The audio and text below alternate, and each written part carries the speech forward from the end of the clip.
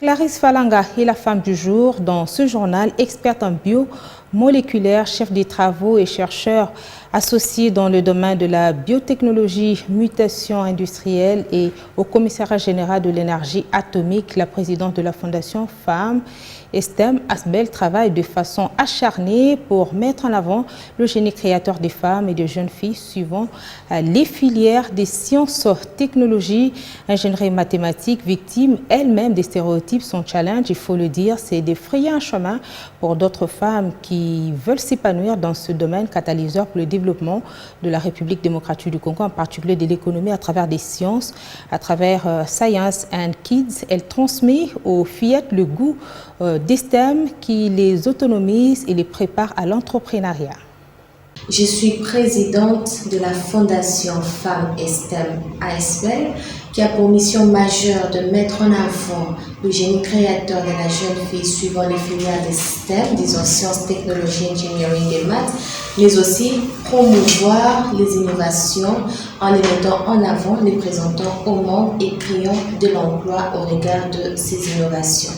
Et deuxièmement, la Fondation Femmes et STEM a pour mission majeure d'accompagner les enfants au travers du programme Science and Kids, donc les sciences et les enfants, à mieux appréhender les sciences, les maths, les technologies à leur niveau, à les démystifier, à les désacraliser, à pouvoir lier les sciences et l'entrepreneuriat, mais aussi les sciences, le développement humain et le développement de l'économie du pays. Au regard des différents stéréotypes, mythes et même regards de la société qui étouffent la femme dans son épanouissement, particulièrement dans les domaines des sciences, technologies, engineering et maths, il nous a été d'un devoir, particulièrement moi, parce qu'ayant été victime de ces stéréotypes, dans plusieurs cieux je me suis rendue, il m'a été d'un grand devoir de pouvoir braver ce challenge, mais aussi de frayer le chemin pour toutes les jeunes sœurs, pour toutes les autres femmes qui voudraient aussi s'épanouir dans ces domaines. Une société qui ne développera pas ces aspects des choses serait une société morte. Parce que c'est au travers des différentes innovations, au travers des différentes lancées ou percées dans ce domaine que la plupart des pays ont pu asseoir leur économie. Pourquoi Femmes et STEM? Parce que nous réalisons que la femme est non seulement une porteuse de vie, une donneuse de vie, mais la femme est ce réceptacle des valeurs. Et la femme est ce maillon par excellence de transmission d'une culture de génération en génération. La femme, démontré scientifiquement, a beaucoup plus de potentiel que l'homme dans certains domaines très spécifiques, particulièrement les sciences aussi. Il est temps que la science, l'intelligence scientifique vienne interpréter certains problèmes ruraux que les femmes cultivatrices, que les femmes rurales connaissent. Science and Kids, parce que pour rien au monde, les enfants haïssent les maths. Ils haïssent les technologies. Or, les mathématiques, elles sont tellement concrètes, mais malheureusement, l'explication concrète des mathématiques ne parvient pas à toutes les couches de la société. Il est temps d'apprendre à nos enfants à briser certains mythes. Nos enfants devront comprendre que les sciences, les technologies, les innovations, les avancées ne sont pas seulement faits pour les étrangers.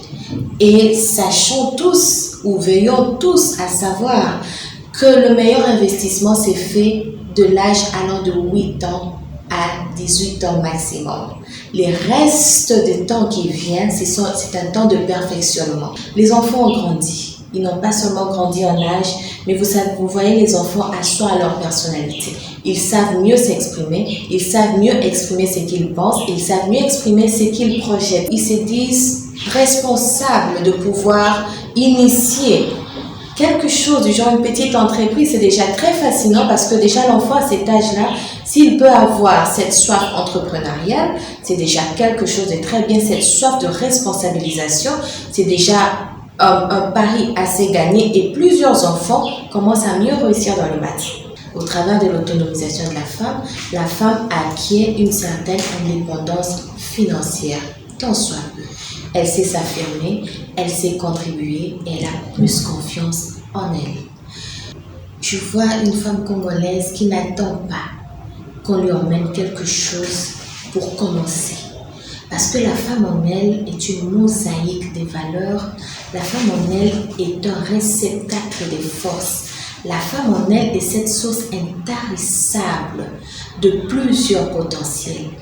La femme congolaise n'a pas le droit de baisser les bras, mais aussi d'élever très haut le flambeau de la féminité, particulièrement dans les domaines des sciences, technologies, engineering et maths, mais aussi dans d'autres domaines, que ça aille de l'armée, des droits, des relations internationales, diplomatiques. J'inviterai la femme à pouvoir s'affirmer.